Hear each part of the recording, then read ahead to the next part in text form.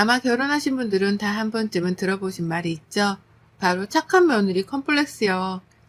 착한 며느리 컴플렉스 뜻은 저도 찾아보았는데, 내가 사랑하는 사람의 부모님이기 때문에 잘 보이고 싶고 잘 해드리고 싶고 함께 행복하고 싶은 마음에서 시작된다고 해요.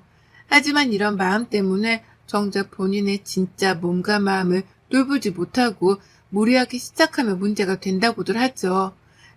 그러면 이런 착한 며느리병은 왜 걸릴까요? 근본적인 원인을 살펴보자면 착한 아이 증후군과 비슷하다고 할 수 있다고 합니다. 보통 어린아이들에게 강력한 동기를 주고자 칭찬 스티커를 만들기도 하면서 착한 아이로서 행동을 독려하는 게 당연한 일이죠. 하지만 이것이 다 큰 성인이 되어서도 착하다는 칭찬과 이미지를 위해 자신의 욕망을 누르고 무리하는 행동을 착한 아이 증후군이라고 하는데, 왜 우리 주변에도 어려운 부탁들도 흔쾌히 들어주는 친구들이나 동료들은 하나씩 있잖아요. 그래서 갈등을 피하기 위해 죄가 없는데도 사과를 하고 부탁을 쉽게 거절하지 못해 손해를 보고 부탁하지 않아도 칭찬을 위해 먼저 나서는 행위로 끊임없이 스스로를 구속하고 괴롭힌다고 해요. 지금 와서 생각해보면 저도 착한 며느리 컴플렉스가 있었던 건 아닐까 싶었습니다. 오늘의 제 사연에 진심을 담아 보내드리는데요. 저는 서울시 은평구에 살고 있는 36살 여자입니다. 결혼에 대한 생각이 딱히 없던 저는 그냥 좋은 사람이 생기면 결혼하고 아니면 혼자 살자라는 생각이 강했었어요. 사실 요새 결혼하는 친구들 보면 남편과 많이 다투기도 하고 집 문제나 돈 문제로도 좋았던 사이까지 틀어지는 이야기도 많이 들리다 보니 어느 순간 결혼에 대한 환상이 점점 떨어졌습니다. 그러다 친구 결혼식에서 우연히 저희 남편을 만나게 되었죠. 친구 남편 회사 동료라는 남편이라 저랑은 같은 피로 현장에서 같이 앉게 되었고 서로 다 이야기를 하다 보니 참 재밌었어요. 그래서 친구랑 친구 남편은 신혼여행을 하고 저희는 마음 맞는 사람들만 모여서 술 한잔을 했거든요. 그렇게 만났던 만남이 저에게 결혼이라는 마음을 갖게 해주었고, 제가 결혼 전부터 꿈꿔왔던 삶은 알콩달콩 남편과 또 토끼 같은 자식의 시부모님과는 딸처럼 서로 지내는 게 사실 꿈이었어요. 이게 비현실적이라고도 생각하시는 분들이 아마 많으실 거예요. 저는 그저 제 희망사항이었으니까요. 순조롭게 결혼이 착착 진행되고 남편을 알아가면 알아갈수록 더 생각보다 마음이 깊은 사람이었어요. 집도 지금 살고 있는 곳이 있어 가정, 가구만 바꿔서 살기로 해서 딱히 결혼 준비를 하면서 다툴 일이 없었네요. 그래서 저희는 무탈하게 결혼식까지 끝냈죠. 근데 이때부터 저의 착한 며느리 컴플렉스는 시작되었던 것일까요? 남편의 시부모님은 정말 두 분 다 검소하시고 오랫동안 두 분이 교직 생활에 있던 분들이셨어요. 지금은 정년퇴직하고 함께 양평에 조그만한 전원주택을 얻어서 두 분이 사셨거든요. 그래서 처음에는 이 이야기를 듣고 정말 누구나 꿈꿔온 생활이 아닐까 싶더라고요. 실제로 두 분을 배웠을 때도 인자하신 모습에 정말 제가 꿈꾸던 생활이 이루어지고 있구나 라는 생각이 들었거든요. 저의 결혼 생활의 온도는 뜨겁지도 또 차갑지도 않은 딱 중간의 온도였어요. 서로 퇴근하면 소소한 일상을 나누고 그 일상 속에서 행복함을 또 꿈꾸고요. 주말에는 시댁에 내려가 늘 바쁘기도 했습니다. 근데 언제부터였을까요? 어머님이 저에게 은근슬쩍 어머님이 힘들어하는 문제들을 저에게 털어놓기 시작하시더라고요. 우선 남편에게 동생 저한테는 서방님이시죠? 계시는데 남편과는 정반대 성격이라 굉장히 사고도 많이 치고 다니셔서 부모님이 케어가 안 돼 저희 남편이 케어를 해야 한다고 하더라고요. 둘 다 나이 차가 있는지라 서방님은 형님을 무서워한다고요. 근데 이번에 어머님이 갑자기 전화를 해와서 저에게 서방님 이야기를 해주시는 거예요. 민영아, 바쁘니? 아니요, 어머님, 무슨 일이세요? 아니, 이번에 준호가 또 사고를 쳤지 뭐니. 지금 춘성이한테도 말 못하고 아버지한테도 말을 못했구나. 이걸 어쩌면 좋니? 어머, 무슨 일인데 그러세요? 준우가 잘 다니는 회사에 문제가 있어서 어떤 동료를 때려서 합의금까지 주었는데도 그쪽에서 다른 회사 못 다니게 한다고 그러니 내가 이걸 어떻게 할 도리가 없지 않겠니? 아, 그럼 지금 합의금을 주신 거예요? 줬지. 근데 갑자기 밤에 전화 와서 너희 아버지한테는 잠깐 볼 일 있어 나간다고 하고 내가 거기까지 다녀왔단다. 근데 돈이 문제가 아니라 그 문제 때문에 압박을 넣어서 그런 건지 몰라도 취업이 안 되니 자기도 괴로워하더라고. 내가 알아보고 준우가 들어가면 당연히 너희 아버지가 알게 되는 건 시간 문제니까 내가 어찌할 도리가 없구나. 너한테 이런 부탁하는 게 미안해서 어쩌니? 아니에요, 어머님. 제가 그러면 서방님 일자리 좀 알아볼게요. 안 그래도 알아보면 좀 있을 것 같아요. 그래 줄래? 너무 고맙구나. 준성이한테는 꼭 말하지 말고 부탁이다. 네, 걱정 마세요. 그런 어머님의 부탁을 듣고 그래도 처음 하신 부탁이라 이곳저곳 서방님 일자리를 찾아다녔어요. 다행히도 회사 친한 동료가 자기 형이 조그맣게 마케팅 회사를 운영 중인데 괜찮으면 거기 어떠냐고 권해주더라고요. 그래서 서방님한테 이야기하고 이야기가 잘 돼 회사 동료 덕분에 취직하게 되었어요. 연봉은 다른 곳보다 아직 작은 곳이라 적기는 해도 복지가 굉장히 좋고 또 사람들이 다 착해서 잘 적응할 것 같다고 회사 동료가 말해주길래 제가 거하게 한턱 쏘겠다고 고맙다고 했죠. 그 뒤로 한 몇 달이 흘렀을까요? 다른 팀이던 회사 동료가 저를 부르더군요. 민영씨, 잠깐만. 아, 무슨 일이세요? 민영씨 그 서방님이랑 눈 어때? 저희 서방님이요? 저도 결혼할 때 보고 자주 못 마주치는데 그냥 평범한 분 같은데요. 아니, 내가 이런 말 해도 될지 모르겠는데, 민영씨네 서방님이란 분이 회사 동료한테 엄청 죽은떡 댔나봐. 근데 거기서 끝이 아니라 막 계속 전화하고 좋다고 하고, 그러니 그 동료가 이제 너무 힘들어서 형한테 그만둔다고 한 거지. 그 직원이 오래 다녔던 초창기 멤버라 형이 무슨 일이냐, 연봉을 더 올려주겠다 이러면서 잡았는데 자기 서방님 이야기를 하더라고.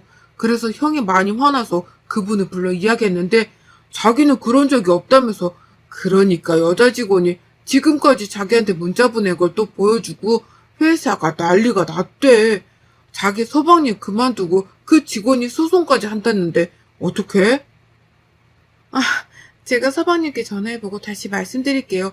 정말 죄송해요. 진짜 죄송합니다. 이게 무슨 청천벽력 같은 소리인지 바로 서방님께 전화를 걸었어요. 서방님, 저예요. 잘 지내셨죠? 아, 형수, 안 그래도 오랜만이에요. 내가 전화하려고 했는데 그 형수가 소개시켜준 회사 진짜 사이코 집단 같아요. 정말 나를 무슨 성추행범으로 몰아가는데 이게 말이 되냐고요. 그 기집애가 먼저 저한테 일 알려준다면서 시근덕대길래 나도 한번 놀아볼까 싶어서 그랬던 건데 이제 와서 제가 자기 스토킹 했네, 성희롱을 했네, 이딴 말이나 짓거리고 있으니 제가 열불이 터져서. 서방님, 요새 그런 문제들 많아서 조심하셔야 하는데 지금 그 여자분이 소송하신다고 하셨다면서요. 소송까지 하면 어머님, 아버님이나 형도 다 알게 될 텐데 그냥 미안하다고 하고 회사 그만두는 걸로 제가 이야기해볼게요. 사과를 우선 하셔야 할 것 같아요. 아니 형수, 내가 사과를 왜 해요? 그 기집애가 먼저 나한테 꼬리를 쳤다니까?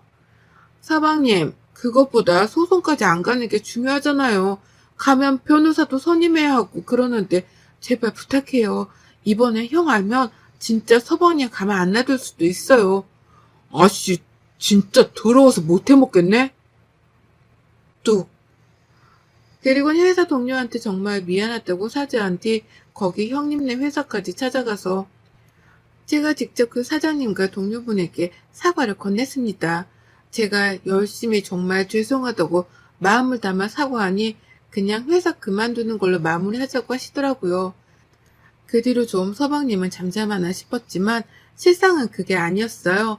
몇 개월 뒤 서방님이 시댁의 여자친구라고 데려왔는데 글쎄 그 여자분이 임신을 했다고 자기 살집 마련해달라고 난동을 피웠나 봐요. 우선 임신을 했다고 하니 어머님 아버님은 결혼식을 빨리 치러야 할 것 같다고 하고 집은 경기도 쪽 신축 아파트 전세를 얻어주셨나 봐요. 그래서 저는 이제 결혼도 하고 아이도 낳으면 좀 달라지시겠거니 했어요. 저희 남편도 이제 동생 놈이 아빠가 되니 달라질 거라고 생각하고요.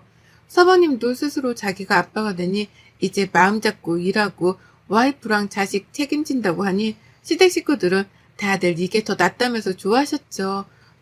저도 물론 그랬고요. 그대로 저희 집에 첫 손녀가 태어나고 저를 포함해서 시댁 가족들이 너무나 좋아했어요. 사모님도 가끔 보면 좀 철이 든 것 같기도 했고요. 또 저도 조카가 생기니 너무 예쁘더라고요. 아직 아이 생각은 없지만 정말 하나 꼭 낳고 싶다라는 생각이 들 정도로 아이가 너무 예뻤어요. 그렇게 이제 좀 서방님네도 잘 살려나 보다 싶었죠. 근데 갑자기 걸려오는 어머님의 전화에 저는 또 한 번 주저앉고 말았네요. 민영아, 지금 춘우네 준성이랑 빨리 가봐야겠다. 나도 올라가고 있는데 아니 얘가 글쎄 며칠 전부터 전화도 안 받고 둘째 전화기도 꺼져 있고 한데 뭐 둘이 다투는지 어떡하냐. 제가 그이 깨워서 지금 저희도 가볼게요. 어머님 조심히 오세요. 하고는 서방님네로 가서 문을 두들기는데 아무런 기척이 없는 거예요. 몇 분 뒤에 문이 열려서 보는데 서방님도 아니고 동서도 아닌 다른 사람이 열어주는 거예요. 연락을 안 받은 이유를 알고 보니 서방님이랑 동서가 둘이 PC방에 가서 게임을 좀 1시간만 하고 온다고 애기 좀 봐달라고 자기 친구한테 부탁을 한 거예요. 친구가 둘 다 또 그러니 1시간만 봐줄 테니 갔다 오라고 했는데 그 뒤로 하루 동안 연락이 두절돼서 자기랑 아이랑 있었다고요. 근데 깜빡 잠들어서 초인종 소리를 못 들었다고요. 남편 화가 머리 끝까지 났고 시아버지 또한 당장 이 새끼 찾으라고 하고 집안이 발칵 뒤집혀졌어요. 조카는 하루 동안 씻지도 못하고 밥도 제대로 못 먹은 것 같더라고요. 친구가 분유를 타서 주려는데 자기도 이런 게 처음이라 뜨거워서 그런지 잘 안 먹어서 자기도 걱정했다고 하더라고요. 우선 고맙다고 친구한테 5만 원 쥐어주면서 택시라도 갈 때 타고 가라고 정말 미안하다고 했어요. 한사코 거절했지만 제가 너무 미안하다고 했죠. 그리고 집에 들어가 보니 집은 아기가 사는 집이 아닌 꼭 정말 돼지 우리같이 모든 것들이 엉망이었어요. 그날 저녁 동서랑 서방님이 집에 들어왔는데 저는 세상에 태어나서 저희 남편이 그렇게 화내는 걸 처음 본 것 같아요. 갑자기 서방님이 들어오시자마자 뺨을 후려치더라고요. 야, 너 진짜 이런 식으로 살려고 지금 부모님이 너네 집 해준 줄 알아? 어디서 뭐? PC방? 네가 진짜 미쳤구나. 그럴 거면 집을 나가 그냥. 나가서 뒤져 진짜. 이러면서 막 욕설을 퍼붓고 동서한테는 아기 엄마라는 사람이 어떻게 이럴 수가 있냐고 하고요. 아니 어머님은 울고 시아버지는 답답하신지 창밖만 보고 계시더라고요. 둘 다 술에 또 많이 취한 상태라 우선 거기서 아이를 둘 수 없어 저희가 데리고 시댁으로 내려왔어요. 아무것도 모른 채 자는 모습을 조카 모습을 보니 정말 슬프더라고요. 그렇게 시댁에서 하루 자고 어떻게 할지 생각을 해보는데 어머님이 아침에 갑자기 저만 부르시더라고요. 민영아, 준우가 그러는데 어젯밤에 둘째가 짐 다 싸들고 집을 나갔다더라. 지금 준우가 찾으러 다니는데도 없고 집에 있는 현금이랑 결혼할 때 해주었던 해물까지 싹 다 들고 나가서 지금 준우가 난리가 났더라. 어쩌면 좋니? 동서는 결혼하기 전부터 하고 나서도 서방님과 매일매일 다투고 하니까 그게 질려서 집을 나갔더라고요. 저도 거기서 그럼 어떻게 하냐 했어야 했는데 그때 제 착한 며느리 컴플렉스가 또다시 한번 부활을 하더군요. 근데 여기에서 더 큰 문제는 착한 며느리병에 고마워하는 것이 아니라 오히려 서방님은 더 저한테 바라고 시댁에서도 저한테 더 바랬던 것 같아요. 나이가 있으신 시부모님이 당장 조카를 맡아서 키우기에는 역부족이라 제가 회사에 휴직계를 내고 동서가 돌아올 때까지 키워달라는 시부모님의 간곡한 바람에 저는 또 그 부탁을 들어줄 수밖에 없었어요. 남편은 지금 누굴 보고 키우라 하냐고 그러면 자기도 집에 안 온다고 난리쳤지만 저는 너무 불쌍했어요. 조카가요.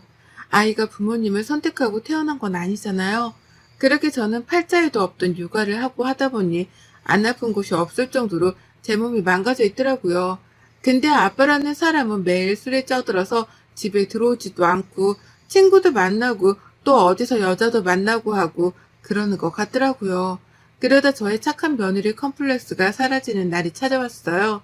그날도 여느 때와 같이 조카를 재우고 있는데 시부모님이 지방에 장례식에 다녀와야 한다고 해서 제가 하루 동안 조카를 보기로 했었어요. 남편은 회사가 바빠 못 쉬어서 끝나고 시댁으로 내려오기로 했고요. 저희 집으로 조카를 데리고 오려고 하다가 그냥 있는 곳에 있는 게 더 나을 것 같아서 제가 내려왔거든요. 그렇게 조카를 케어하다 잠이 들어 새벽 한 2시쯤이더라고요. 남편이 회사가 너무 늦게 끝나서 이제 내려간다고 문자가 와 있길래 곧 오나 보다 하고 기다리는데 번호키 소리가 들리는 거예요.